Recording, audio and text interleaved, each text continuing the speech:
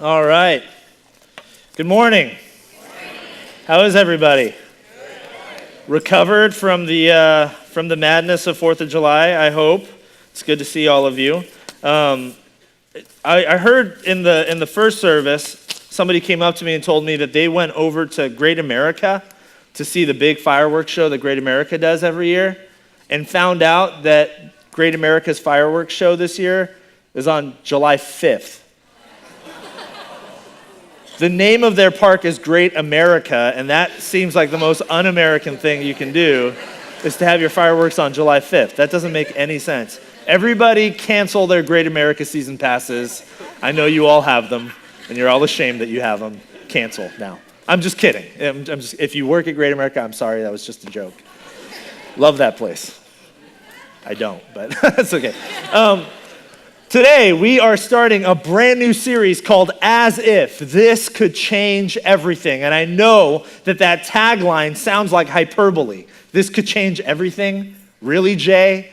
The next 30 minutes are going to change everything? No, probably not. But here's what I will say. Over the course of the next 5 weeks, as we journey through this series together, our hope and our prayer is that God begins doing something in us over the course of the series in such a way that we begin seeing life differently, so that not only our perspective, but the way we live and interact in the world and our relationship with God, the way we interact with God might change, and that it might even change completely. Because during this series, what we're going to do is take a look at some really crucially important truths of the Christian life. And in particular, we're going to look at 5 different truths of the Christian life that we often oversimplify or minimize or even neglect completely. And this is human nature for us. We often neglect and oversimplify and minimize those things that actually matter the most. Those things that actually have the utmost value and worth in our lives. Earlier this week, on Tuesday, I had a long day at work here at Westgate. On staff, Tuesdays are our meeting days, so my day on Tuesday was just jam-packed with meeting after meeting after meeting, and prepping to teach this weekend, and prepping a really cool summer workshop that I'm a part of, and watching the U.S. get bounced from the World Cup. It was just a long and difficult day. Right? And I get home, and Jenny, my wife, has cooked dinner, and so we have dinner together, and it's awesome. And after dinner, I'm exhausted, and my wife, Jenny, looks at me, and she invites me to go on a beautiful, peaceful walk in the waning summer sun with her, right? Really romantic, really sweet. And this was my response. This is not staged. That's an actual picture. My wife thought my response was I just laid there. She's like, do you want to go on a walk? It's really nice outside. It's cooling down, whatever. And this is me. Laying on the couch with my feet propped up, staring at my phone. And I said nothing. I had no words. I was just so tired. And my wife thought it was so ridiculous. She snapped this picture. But here's the reality. Jenny is the person with the highest value in my life. And in fact, I would suggest that for me, Other than my relationship, my pursuit of Jesus in my life, my marriage to my wife is the single most important relationship I have ever known. And yet, when she invites me to enjoy that relationship, to participate and play a part in that relationship, to shut off the chaos and the busyness and the weariness of my life, to enjoy just devoted, focused time with her, this is my response. Now, there are a lot of wives elbowing husbands right now. We're talking about grace today. Let's just show a little bit. But here's the truth. This is human nature. We most often take for granted those things, those people and relationships that are actually of the most highest value in our lives. Like I just mentioned, today we are talking about this truth, this reality in the Christian life called grace. And we most often think of grace this way. Jesus died for my sins so that when I die, I can go to heaven. Jesus died for my sins so that when I die, I can go to heaven. Now, all of that is true. However, I would suggest that that is an oversimplification of grace. And here is the danger in oversimplifying.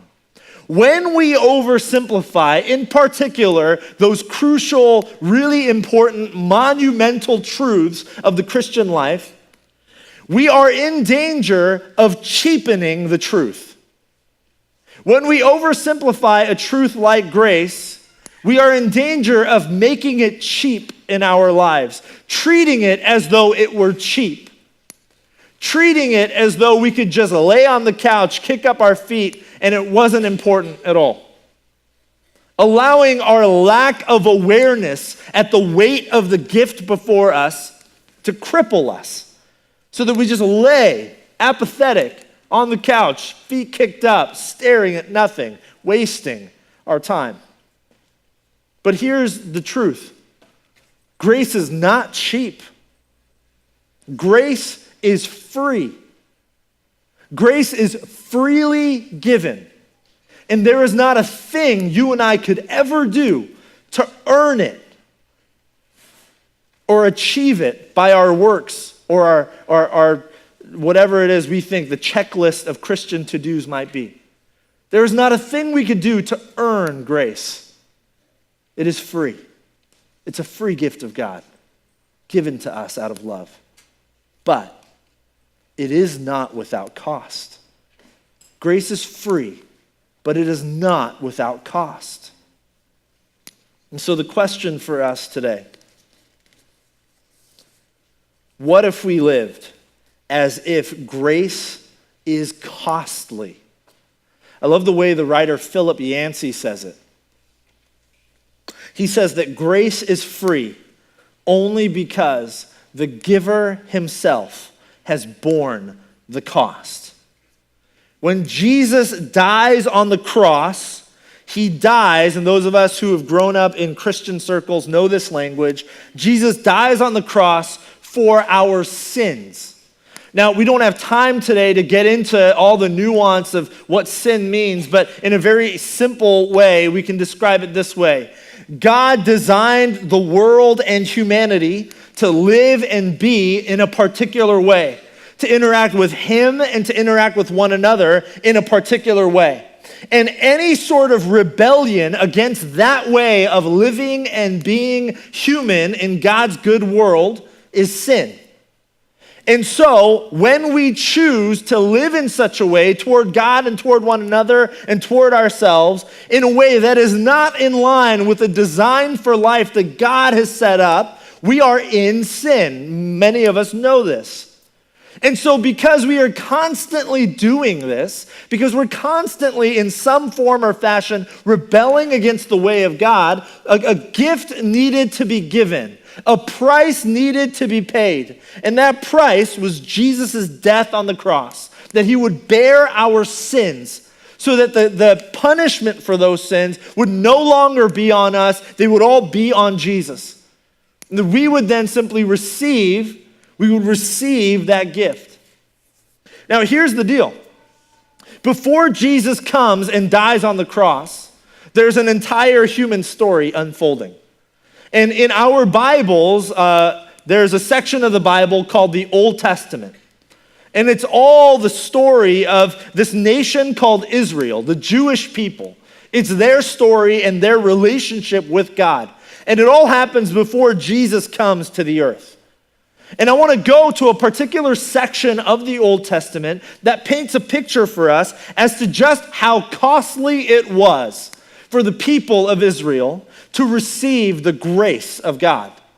In your Bibles, toward the very beginning, there's a book called Leviticus, which none of you have read because it's like a really tough book to read. Has anybody read Leviticus beginning to end? Look at you, Westgate Church. You brilliant brothers and sisters of mine. Wow, that's impressive. But in Leviticus chapter 16, we are told the story of the nation of Israel, who just like you and me were sinners.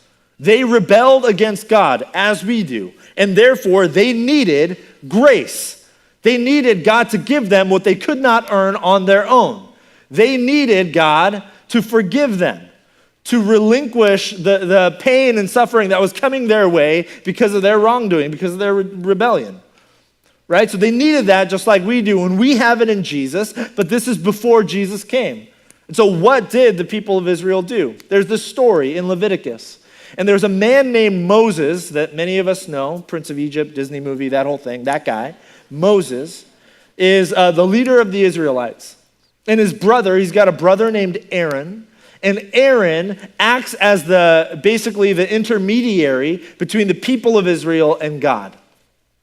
And they set up this tent where Aaron and Moses would go to meet with God. And creatively, they called it the tent of meeting, right? That was their name. It's super creative. And so the tent of meeting is where the people would go to meet with God, where Aaron specifically would go to meet with God. And inside the tent of meeting, there was an additional curtain that would basically block out an inner room. And that inner room was called the most holy place, or eventually called the Holy of Holies, right? And in this inner room was a thing called the Ark. And we don't have time to get into the Ark. Like, if you're really interested, you can either read some of it in the Old Testament or watch the second Indiana Jones movie.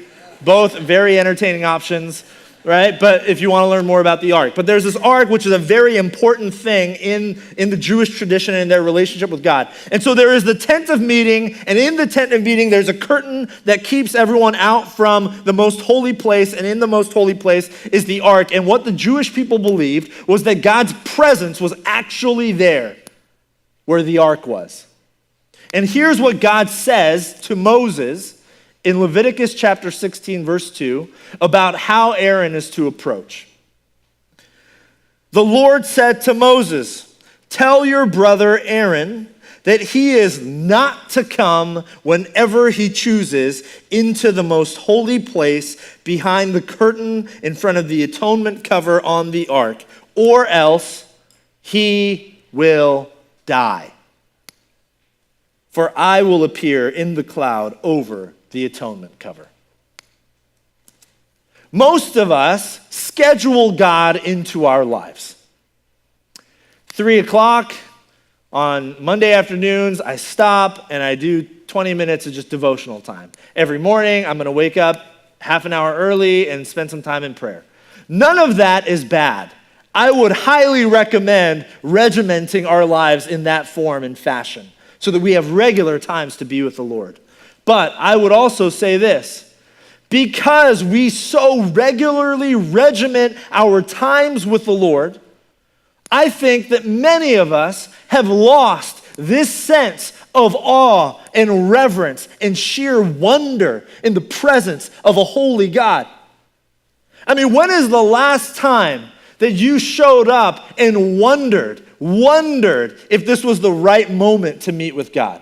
When's the last time your heart was full of that sort of fear? Because can you imagine for Aaron, literally his life is on the line. If he does this wrong, he will die. if he goes into the presence of the Lord in an inappropriate way, he will die. Can you imagine how much his hands were shaking? How regularly his knees would buckle? When is the last time we went to spend time with an awesome God and our hands were shaking and trembling? When is the last time you knelt to pray or to meet with the Lord and your knees felt like they were buckling? When's the last time you froze in the presence of God because of his magnitude and his majesty and his bigness? We have lost some of this sense of childlike wonder, where our eyes grow big and as we gaze upon an awesome God. And from this God who sets this tone in Leviticus 16, grace flows. But it does not flow easy. Some things are required. I'm not going to read the whole thing, but in the rest of chapter 16 lays out for us what was required of Aaron every time he would go to meet with God, to ask for God's grace on himself and on the people of Israel. And I won't read the whole thing. You can read it there yourselves from Leviticus 16, verses 3 to 17. But let me give you a list of just a few of the things that was required from Aaron whenever he would approach God for God's grace. Okay, here we go. Hang on. 1 young bull as a sin offering, 1 young ram as a burnt offering, a sacred linen tunic, undergarments, sash, and turban. He must bathe himself before putting on the sacred garments, 1 ram as a burnt offering, 1 bull for his own personal sin offering, 2 male goats as sin offerings to be presented at the entrance of the tent of meeting. He then has to cast lots for the 2 goats, 1 to be sacrificed as a sin offering, 1 to be presented alive before the Lord and sent off into the wilderness as what was called the scapegoat. And then he would have to do a bunch of stuff with a censer of burning coals and finally ground incense. Does this seem easy to you? Does it seem effortless? Does this seem casual? No. And here's the deal. This represents just 15 short little verses in Leviticus 16. And Leviticus and other Old Testament books are chock full of instructions like this on how it is the Israelite people are to approach a holy God, to receive grace from him. But here's the truth, and Aaron and the Israelite people know this, Jesus shows it, and Paul later will write extensively about it.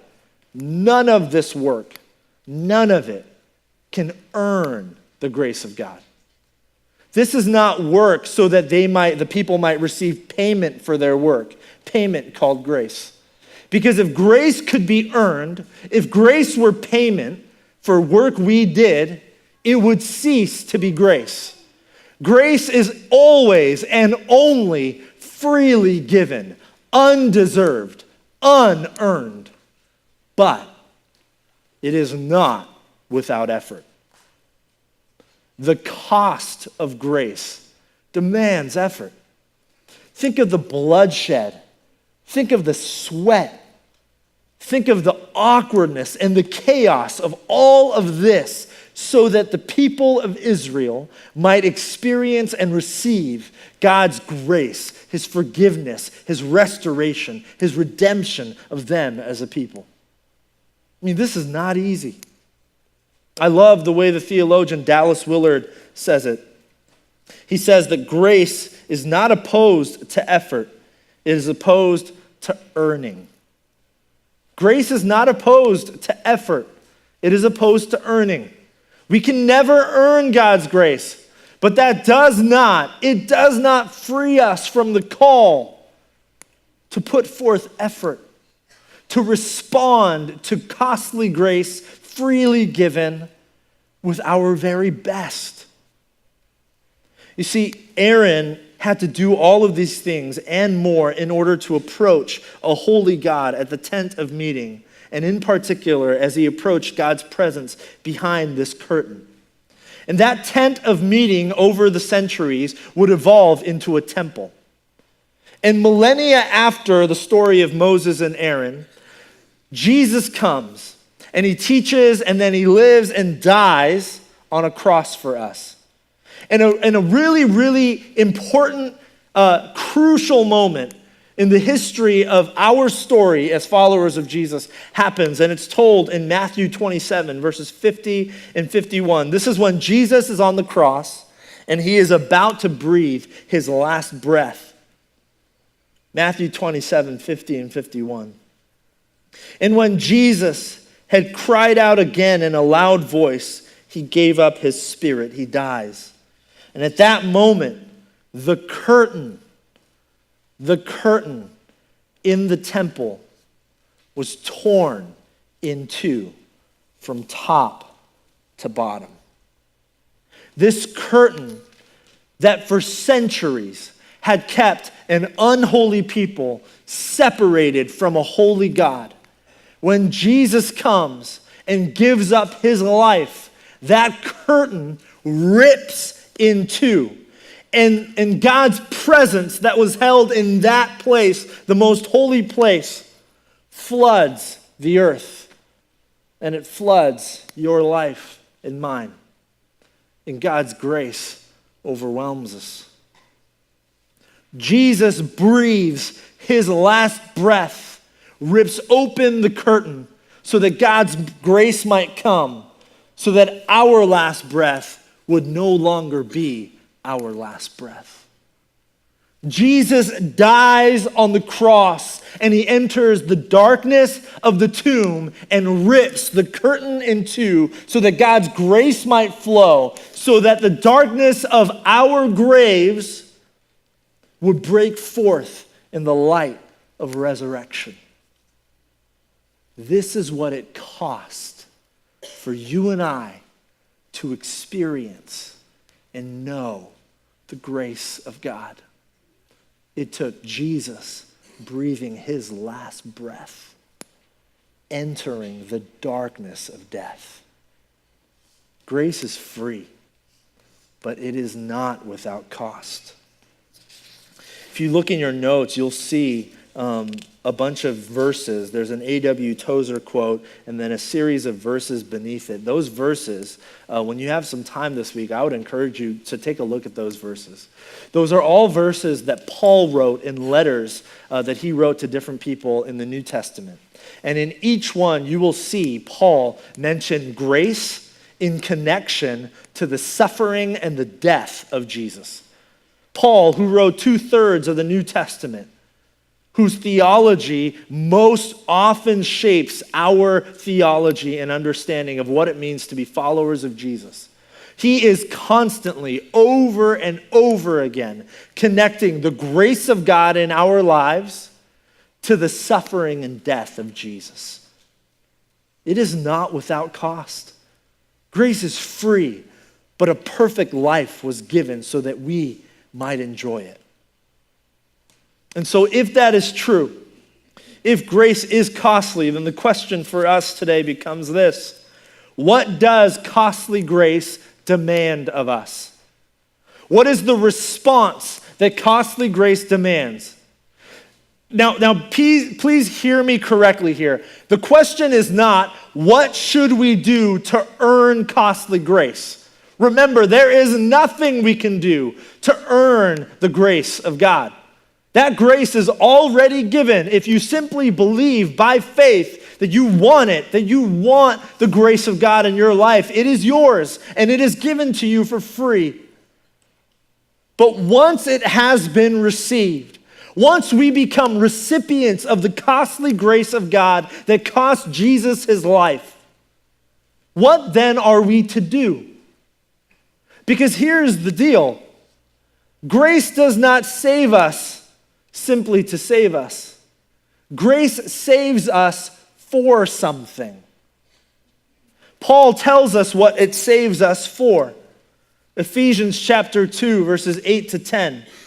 For it is by grace you have been saved through faith, and this is not from yourselves. It is the gift of God, not by works, so that no one can boast. Let me stop there. Paul makes it very clear You cannot earn grace.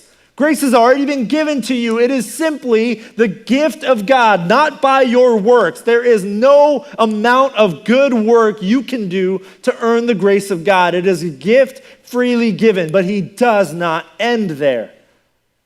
He continues, for we are God's handiwork, created in Christ Jesus to do good works, which God prepared in advance for us to do. What does costly grace demand of us? It demands that we say yes to this invitation, to the good works that God has prepared in advance for us to do. We might say it this way: cheap grace is dependent on performance. Cheap grace is dependent on performance. Cheap grace says, I want to receive the grace of God so that when I die, I go to heaven and not to hell. So what things must I perform in order to get that grace? I got to say the prayer to receive Jesus into my heart. I got to get baptized. I got to show up to church at least 2 to 3 times a month, right? Whatever else is on your checklist of good Christian things to do. Performance. But what does costly grace actually require? I would suggest that costly grace demands participation. Full, complete, wholehearted, 24/7 participation.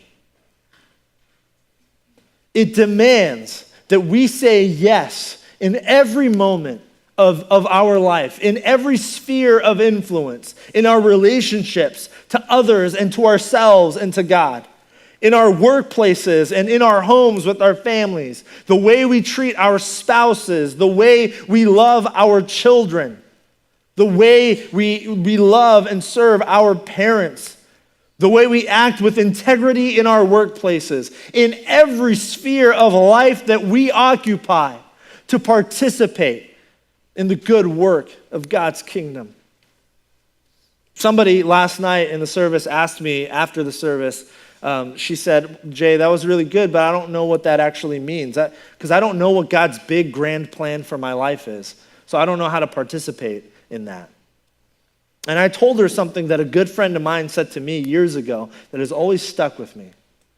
He said that God never gives us a flashlight. He always gives us a lamp. Here's what he meant. With a flashlight, you turn it on, and depending on the power of the flashlight, you control how far you see in front of you, right? And so with a flashlight, you can just flash it way ahead and know what's coming. But God never leads us through life that way. He always gives us a lamp. And what does a lamp do? It simply lights the small periphery around you. And so I told this friend last night, and I will tell all of you, what does it mean to participate in every moment of every day? It means to allow God to light up the periphery in front of you and to simply make the most God-centered decision in every next step that you can see. Sometimes we want God to show us the big, grand picture for our lives so that we can do that big, huge, tremendous, life-changing thing. And sometimes he does, but most often it's just a lamp. Just do the next thing. And do it in a way that is so God-centered, so God-oriented, that when you look back on all of these decisions, you see the grand story of God unfolding in your life.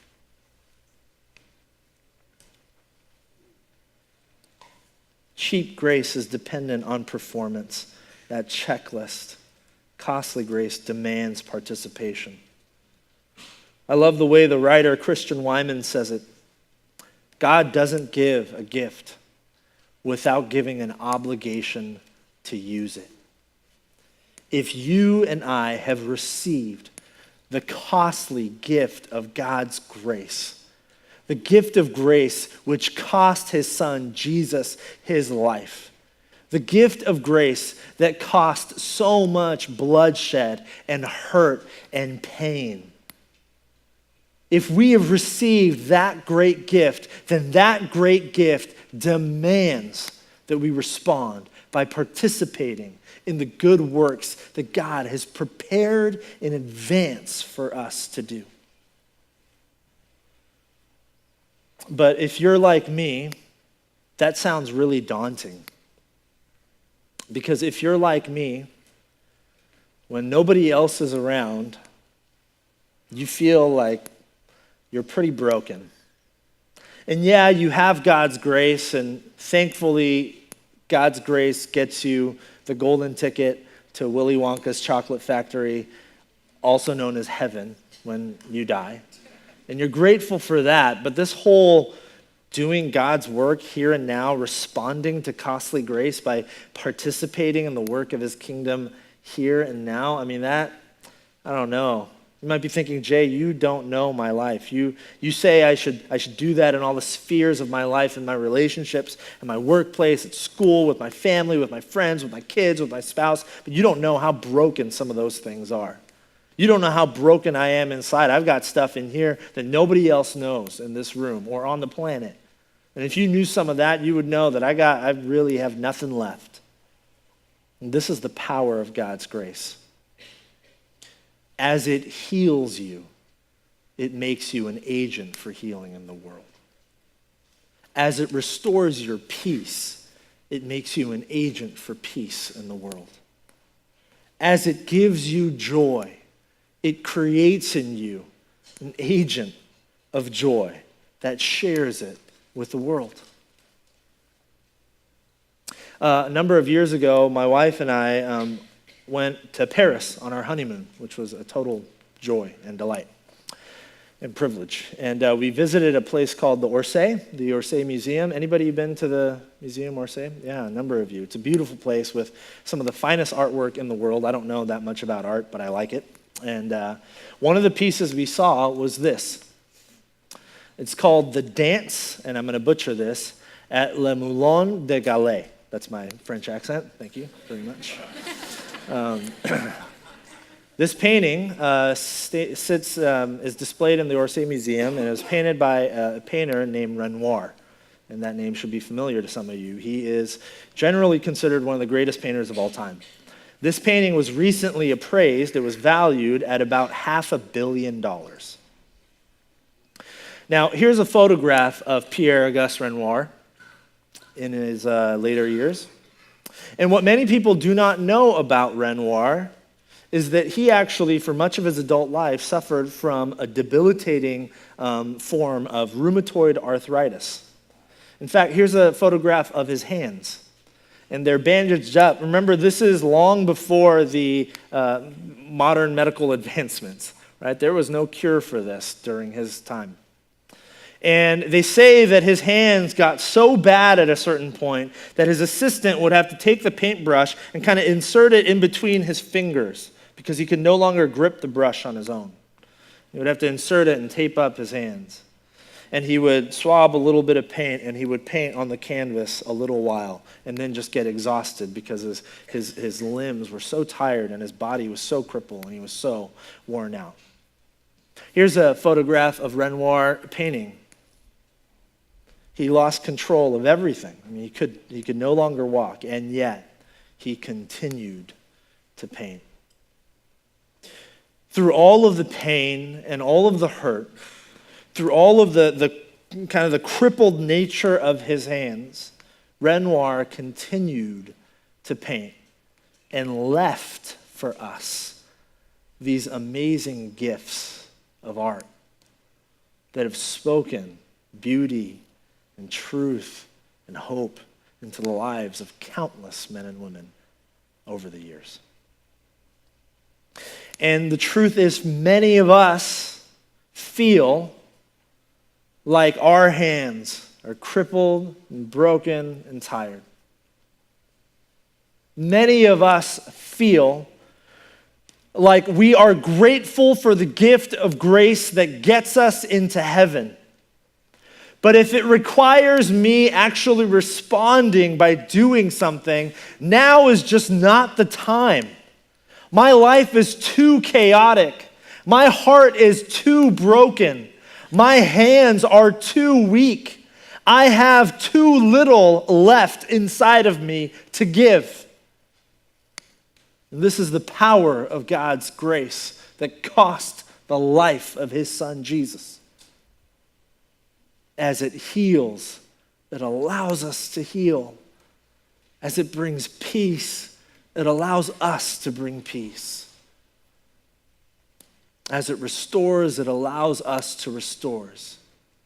It gives strength to our crippled hands so that we might paint a story for the world to see that is worth telling and retelling. A story of God's grace. The band's going to come up and we're going to sing here in a moment. But as we do, I want to ask you all to do something. Would you all stand?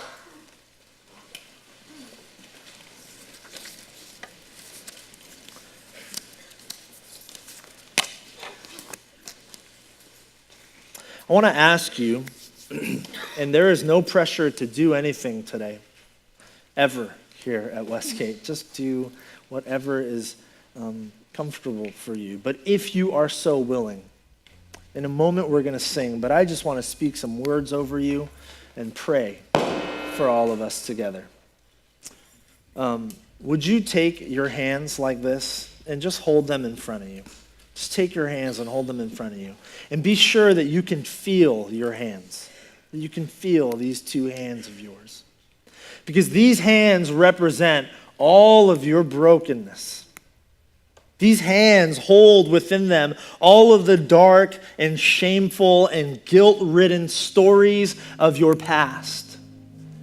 These hands hold within them all of your insecurities, all of your anxieties, all of your fear of failures past and failures in the future. These hands hold within them the doubt and the cynicism that tells you what you once thought was possible is no longer possible. These, our broken and tired hands. Would you keep holding your hands together and just close your eyes? And I want to speak these words and pray these words over us. See, Renoir's art did not start in his hands. It started in his heart and in his mind. He had a vision held deep within his imagination. And this was his great gift to share with the world. But had he allowed his disability, his brokenness and pain to cripple him from doing the difficult work of expressing his vision on canvas, his great gift would have stayed inside, never to be seen and experienced by the millions who've been affected by its beauty. Costly grace. Grace purchased by the death and resurrection of Jesus Christ. That is God's great gift to each and every one of us today. But many of us feel too broken, too crippled to do anything with this gift of grace that we've been given. And so we cheapen it. We do nothing. We lay on the couch, grateful that we're headed to heaven someday, but all the while missing the point of the prayer Jesus taught us to pray. May your kingdom come and your will be done here on earth as it is in heaven, here today as it will be forever. But today is a new day. God is inviting you to participate in the good work of his kingdom. This is the call of costly grace. It changes the way we see the world, the way we treat others, the way we love, the way we serve, work, the way we forgive. Costly grace demands whatever little we have, that we might overcome hatred with love, that we might overcome resentment with forgiveness, that we might overcome injustice with hope.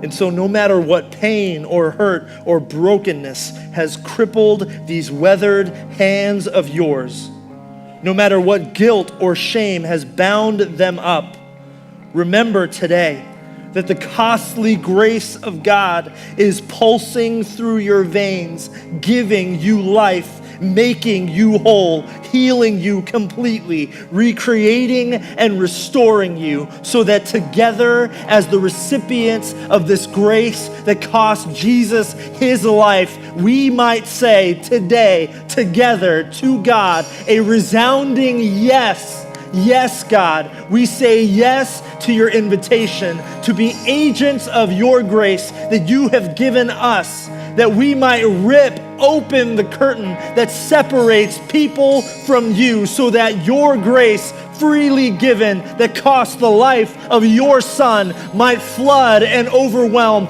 our lives, our city, and the world. In the name of your Son, Jesus. Amen.